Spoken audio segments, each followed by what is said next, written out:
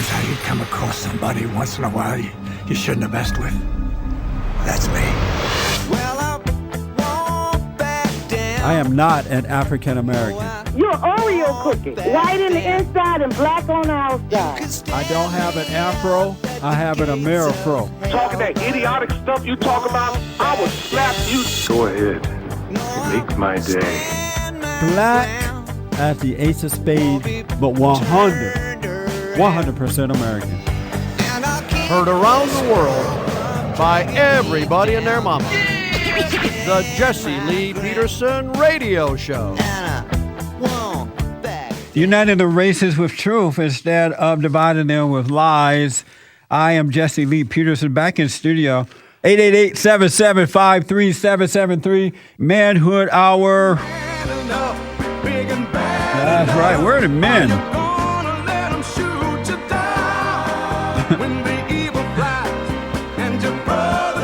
We need men like Herman Cain.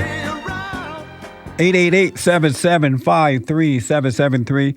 888-77. Jesse, I have with me Brett McKay, founder and editor of the Art of Manliness, an online men's lifestyle site. The site has 102,000 daily subscribers and receives over 3.5 million page viewers a month. Wow. His most recent book is Mannovationals, Timeless Wisdom and Advice on Living the 7 Manly Virtues. Sound interesting? Brett, good morning. Welcome to the show, sir. Thanks for having me. Brett, what are you doing that you can bring 102,000 daily subscribers? What are you saying to men? Well, basically, I started the site 3 years ago. So it's a blog, basically, because I was tired of what's put out there for men in a lot of the men's magazines. It's all very superficial. It's all about how to get ripped, how to get six-pack abs, how to get hooked up with lots of women on the weekend, how to wear, the $5,000 suit you need to buy. And to me, it just those types of stuff just didn't speak to me as a young married man that was looking to learn how to be a good man, who's looking to learn how to transition from young adulthood into manhood. A little bit about you. You're married. You have children? Yeah, I have one son. He's 1 year old. And how long have you been married? I've been married since 2005, so coming up on 6 years. Yeah, it's been 6 years. Congratulations, man. Thank you. Are you the head of your wife? Am I the head of my wife? Well, yes. I think my wife, we lead together. I mean, that's what we like to do. One of the things I've found with men today, and a lot of relationships that are suffering, is that men have become very passive in their relationships. They want to, show their wife that they care, that they're enlightened, whatever. But what I found is that women are actually looking for men to, step up in the relationship, to take a leadership role, and not just depend on men to make all the decisions. I know a lot of men who just defer to their wives in everything. A marriage is you're yoked together, right? And you can't just have one person carrying the load. You got to share that responsibility, that load equally.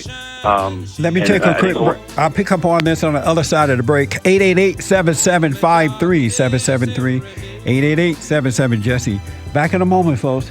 Taking your calls. Sunshine when she's gone, and this house just ain't no home. Anytime she goes away. Too good for me. 888-775-3773. We're going to get to all of your calls here in a minute. Brad, I asked you first, I was thinking during the break, were you the head of your wife? And I think you said you guys are co-leaders. Yeah, I mean, that's how we view our relationship. Define that for me. What does co-leader mean? Both. I think men and women bring different things to the relationship. They bring strengths to the relationship. They also have, each gender, I think, has their different weaknesses in some areas, generally speaking. And so my wife and I bring those different things to the table. She's good at some things. I'm better at some other things. And we lead our household and lead our family, playing off each other's strengths. Just to try to get a better understanding, I need to know, do your wife lead you at times? Yeah, I think at certain times she does lead in certain areas where I know I'm not very proficient at, or I don't have any knowledge at. And then there's other times when she leads me. It's worked out well for us. We have a really happy, strong marriage. And it's worked out for us at least. But women were not created to lead; they were created to follow, and men were created to lead. How? Give me an example of how your wife lead you as a man, and she's a woman. She leads you. How? Give me an example of that. Well, like in the kitchen, for example. I mean, that's she is better at domestic things, and so I'm not afraid to roll up my sleeves and get in there and help, and I take her guidance there. But she was created to be in the kitchen and not you. I wouldn't say that. That's kind of there's a lot of men who are great, fantastic cooks. I don't think. But they are girly men, though. Men who love being in the kitchen are not real men.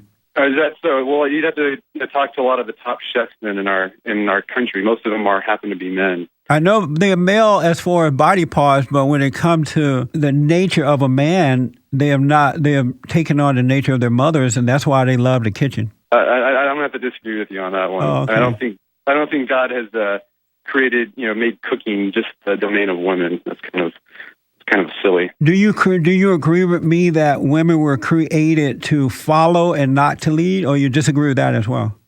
I'm going to disagree with that. I do. You also mentioned that men need to step up to the plate and make decisions at time, and I absolutely agree with that. But what I notice is that women say, and not all, but most, they say, well, I want my man to step up and make a decision, but when he does, she knock him down, and most men don't know how to handle that. And when he doesn't, she hates him, and when he does, she hates him. What is a man to do when that happens? Yeah, that's a tough situation. I think that's happened to a lot of guys. They want to take more of an active role in the relationship, but they do it and they mess up, or the woman thinks they mess up and they belittle them for that. I think a man just has to keep doing it, and it's something that's not going to happen. A change in your relationship is not going to happen overnight. Yeah, I often tell men they need to do the right thing, and in about 50 years, their wives will come around. They'll start to see the light come on.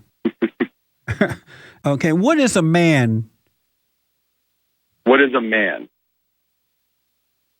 Can you extrapolate that more? Like, what kind of definition are you looking for?